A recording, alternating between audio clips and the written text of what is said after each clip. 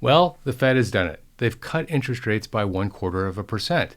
And this looks like the beginning of a long interest rate easing cycle. So if you're holding cash right now, this video is for you because we're going to talk about what to do with your cash in a falling interest rate environment. Coming up next on Holy Schmidt. Holy Schmidt! This is the projected direction of the federal funds rate between now and the end of 2026, which also means that if you have cash invested in highly liquid short-term assets, your return will probably go down. The Federal Reserve Bank has only two goals. That is to keep inflation at bay and to keep employment at a healthy level. Now, inflation of 2% is the Fed's target, and 4% seems to be the approximate level that the Fed feels comfortable with unemployment. That number, by the way, changes over time, but currently it's at about 4%. Now, a lot of people at this point will write something in the comments section that says something like, Geoff, their other objective is to make sure that the markets continue to go up. Now, that's a byproduct of the Fed rate actions, but that's not a goal of the Federal Reserve Bank. But one of the big problems that the Fed has is that their information, in real time anyway, is imperfect. When they look back with 2020 hindsight, they can see exactly what they should have done at a point in time when the information has been effectively audited, because a lot of that information gets revised. But when they have the final numbers, it's easy to say, well, we should have done this or we should have done that. So they're left with making decisions with imperfect information. Think of the Fed as a pilot of a commercial airplane flying from New York to Los Angeles. Most people don't know this, but an airplane is off course about 90% of the time. And along the way, the pilots and the flight computer are making adjustments to the plane to make sure that it lands on that 150-foot wide by 9,000-foot long strip of asphalt at the other end. And the reason they have to do this, by the way, is because when you take off, the weather is somewhat unpredictable. The winds could be faster or slower. There could be a storm that pops up along the way. Air traffic control could say that you have to go one direction instead of another. There are a lot of reasons why the plane needs to course correct. Let's just say that the pilot pointed the plane directly at LAX and there was some wind and the course only changed by 1%, which would be very small, by the way, and they made no adjustments whatsoever. That plane wouldn't land at LAX.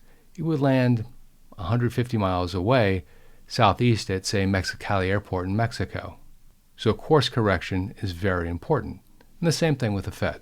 They don't raise or lower interest rates all at one time. They don't wait until they have 2020 hindsight, because if they did, then the U.S. would endure a lot of pain along the way.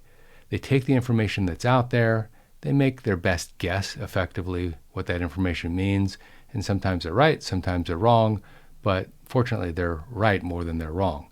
And they make literally dozens of corrections over the course of a decade or so.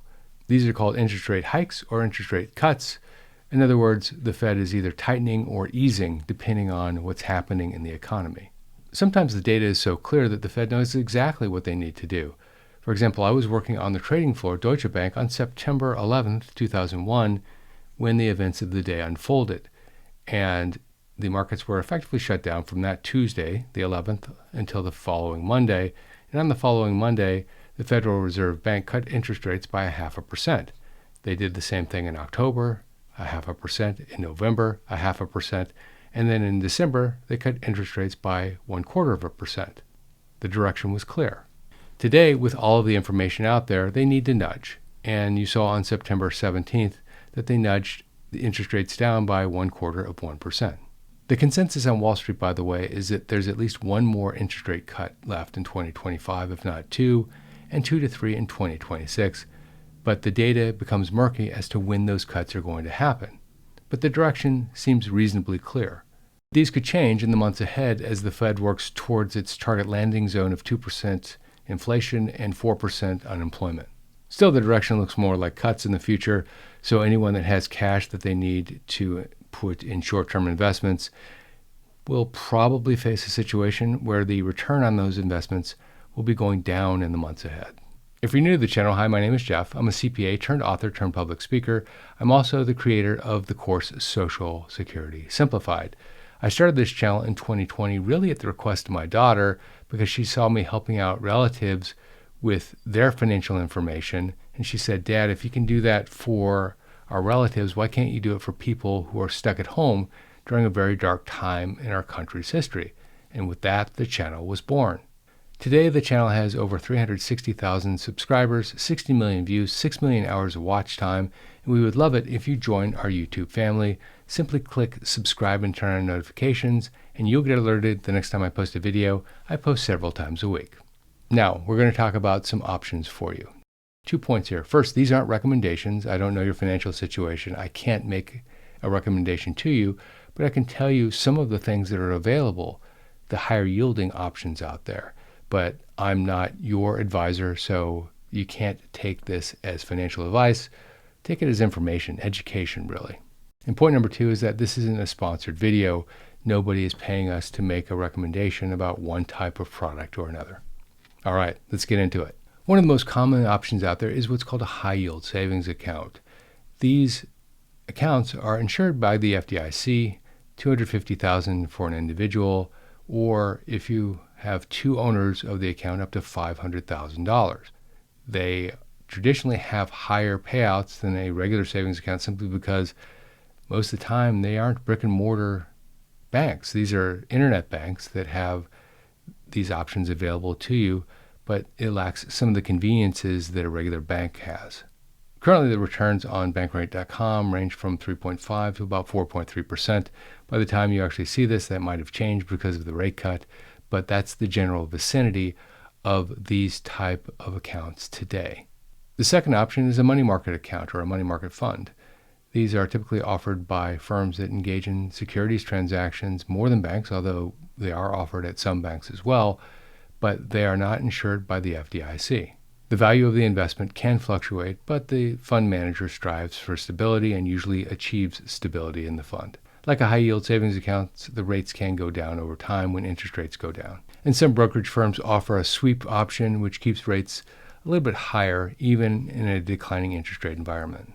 The next option is Treasury bills. These are short-term, less than 90 days, usually investments. You can buy them directly from Treasury Direct or from your brokerage firm. Next up are Treasury notes and bonds. Now, these are not short-term investments. I wouldn't suggest to anyone that they buy a Treasury note or bond with a short-term horizon. They typically do better when interest rates are falling because you're locking in a higher interest rate for a longer period of time. Still, you are making a gamble when you're purchasing a Treasury note or bond, locking in one interest rate because things could change. The winds could blow the other direction. The next is the short-term government securities funds or an ETF. This is something that I personally own. It pays a reasonable return, currently about 4 to 4.3% depending on the day. There's an ETF called SGov, which is invested in short-term government securities. Again, this isn't a recommendation. It's just for you to take a look at if you're interested. The ticker symbol is SGOV. The next is a CD, a certificate of deposit. And you can buy these for a lock-in period of 3, 6 months, 12 months, 24 months. This sort of defeats the purpose of having cash, though, because if you can't sell it, then it's not short-term and liquid. Still, if you're looking for a place to put your funds, you can lock in today's rates and keep those locked in for a period of a few months to a few years. One of the tactics that's useful when you're talking about this type of investment is they ladder the investment. They'll use a 6-month CD for funds they know that they'll need in about 6 months, a 12-month CD for funds they know that they'll need in about 12 months, and a 24-month CD for funds that they know they'll need in 24 months. But the point is, they don't commit all of their capital to one particular maturity date. Now, it's important to note here that when you invest in these types of vehicles, you're not going to get rich with them. These are not designed to have the big wins that the equity market has, but people don't put short-term cash in short-term cash vehicles looking for big wins. What you need to consider is how to optimize what you have today and in the future, because a lot of people today are a little bit relaxed about where they put their money, but as interest rates continue to drop, getting the last couple of basis points out of investment makes a lot of difference. And of course, what we're talking about in this video is simply what to do with your short-term cash. We're not talking about what to do with your overall portfolio, which might include things like equity or property or other types of assets.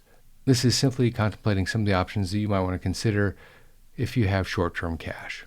And by the way, if you haven't downloaded my retirement ready checklist, go to holyschmidt.com/checklist and you can download it instantly. It's my free gift to you. When you download it, you'll also be added to our list and we will send you tricks, tips, and other information that you might find very useful. Finally, a very important point. People make the mistake sometimes of thinking that they're part of a statistic. You're not a statistic, you're a real person, so use this information if it makes sense to you. If not, well, put it aside and save it for another day. This is Geoff Schmidt, and I will see you in the next video.